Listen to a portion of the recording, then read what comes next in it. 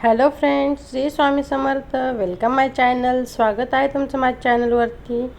तर आज आपण आलो आहोत खोपोलीमधील गगनगिरी महाराजांच्या मठात. हे जे माझ्या मागे पाहत आहे नदी, ही नदी भारतातील आपली अशी नदी आहे जिला 12ही महिने पाणी असतं. तर चला आपण वेळ न घालता मठ कसा आहे ते पाहायला सुरुवात करूया. चला, आपण एंट्री घेतली ना. एंट्री घेता वेळेस तिथे आपल्याला चप्पल स्टँड आहे, तिथे 1 रुपया देऊन आपण चप्पल ठेवून घ्यायची. त्यानंतर आत आल्यानंतर हे असा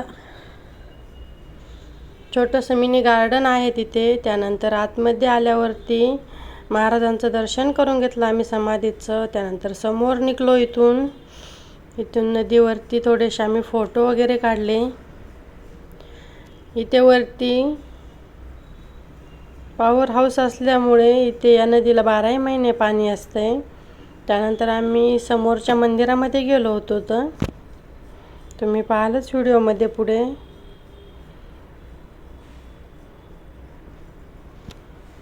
इथलं मंदिर खूप छान आहे. परिसर पण एकदम स्वच्छ आहे.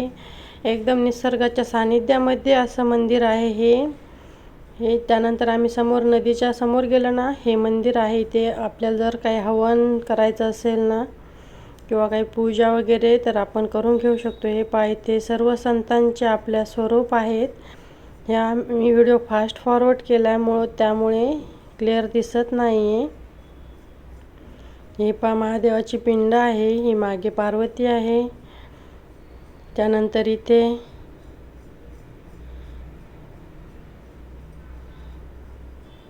गणपती बाप्पाचे मंदिर आहे. त्याच्या बाजूला रिद्धी सिद्धी देखील आहेत. खूप छान मठ आहे. तुम्ही एकदा नक्की विजिट करा.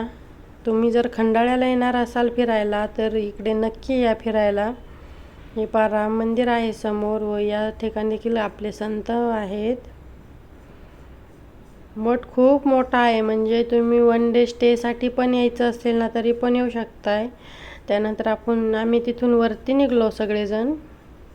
इकडं वरती हेलिपॅड आहे. आम्ही चाललो आहे त्या रोडने वरती गेल्यानंतर. म्हणजे हेलिकॉप्टरने जरी यायचं असेल ना तरी पण येऊ शकतोय आपण. हे हेलिपॅड आहे. आणि एवढे मोठे मोठे चिक्कूचे, फणसाचे, इथे जे कोकणात झाडं असतात ना ते सगळे झाडं आहेत. त्यानंतर आम्ही मग चलून जमलो होतो. नंतर इथे बसलोत. हे इथे मज्जा मस्ती चालली होती. फोटो काढायला चालले होते, शूटिंग चालली होती आमची. नंतर तिथूनच वरती गेलो आणि हेलिपॅडच्या नंतर समोर इथे महादेवाचं मंदिर आहे. इथे 12ही ज्योतिर्लिंगाचे स्वरूप आहे. हे स्वयंभू मंदिर आहे. हे इथे 12 ज्योतिर्लिंगाचे स्वरूप आहेत, पण तिथे पूजा चालली असल्यामुळे मी आतमध्ये गेले नव्हते. इथूनच शूटिंग घेतली. आणि याच मंदिराच्या मागे वरती जायला जागा आहे. तिकडे गुफा आहेत. आम्ही तिकडे गेलो नव्हतो कारण खूप ऊन होतं आणि लहान मुलं होती आमच्यासोबत. मग चलून पण ते पण दमले असती आणि ऊन पण खूप होतं. ही मस्ती चालली होती इकडं सगळ्यांची. आणि तिथे जागोजागी पाण्याचे फिल्टर बसवलेले आहेत, त्यामुळे पाणी पण आपण म्हणजे पिऊ शकतोय तिकडेच. त्यानंतर आम्ही खाली निघलो वापस. जाता वेळेस इथं आम्हाला गौशाला दिसली. हे किती साऱ्या गायी आहेत तिथे. समोरून देखील मी शूटिंग घेतली होती. खूप गायी आहेत तिथे.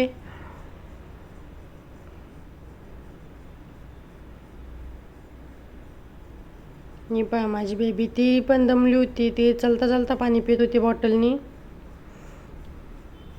हे नारळीचे झाडे व स्वच्छता किती आहे. फक्त आंब्याचे वगैरे पानं पडले तेवढेच दिसते खाली, नाही तर काहीच नाही. एकदम साफसफाई आहे सगळीकडे. आणि हे तिथले हे दिसतंय ना, हे निवास आहे, भक्ती निवास. म्हणजे तिथे जर तुम्हाला स्टेसाठी यायचं असेल ना तरी पण तुम्ही राहायला येऊ शकताय.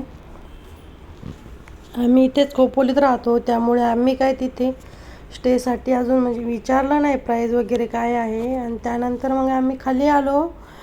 तर त्यावेळेस नदीचं पाणी तर खूप वाढलं होतं. हे तुम्ही पाहू शकताय. आणि आवाज पण एवढा पाण्याचा सुंदर येत होता, खळखळ असा.